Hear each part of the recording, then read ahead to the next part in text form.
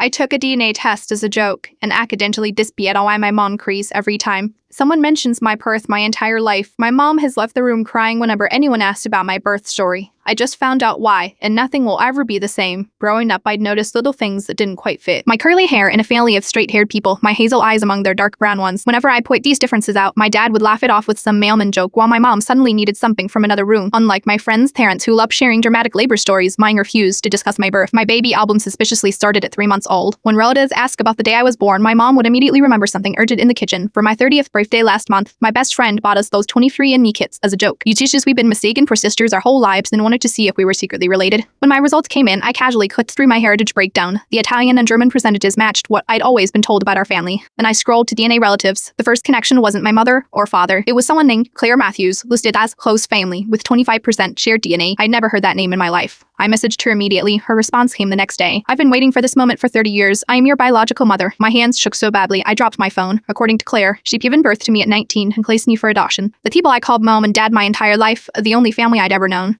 just had adopted me as a newborn that night. I confronted my parents, showing them Claire's message. My dad's face crumpled. My mom started that familiar crying I'd seen my whole life whenever my birth was mentioned. Through tears, they explained everything. After years of infertility, they'd adopted me. They planned to tell me when I was old enough to understand. But as time passed, the right moment never came. The longer they waited, the harder it became. We were afraid. My mom whispered, clutching my hand. Afraid you wouldn't feel like you were really ours. Over the next week, I exchanged messages with Claire. She'd been a sophomore in college when she found out she was pregnant. Without family support or resources to raise a child, she made the heartbreaking decision to place me for adoption, hoping I'd have opportunities she couldn't provide. She'd received audits without me for the first year before respecting the closed adoption agreement. She went on to finish college, marry, and have 2 more children. One has twins. I never knew existed. I never stopped thinking about you, she wrote, especially on your birthday. Yesterday we met for coffee. I saw my curly hair and hazel eyes reflected in her face. She brought small album was the missing first 3 months of my life. I am still processing everything. The people who raised me, who stayed up with me when I was sick, who taught me to drive and helped me through heartbreaks. They're still my parents. But now I understand why my mom always left the room when my birth was mentioned. It wasn't her story to tell. My mom was hesitant when I mentioned meeting Claire, but finally said something that broke me. She gave us the greatest gift of our lives. I'd like to thank her. Sometimes the secrets we uncover don't just dry our families. They expand them in ways we never imagined possible.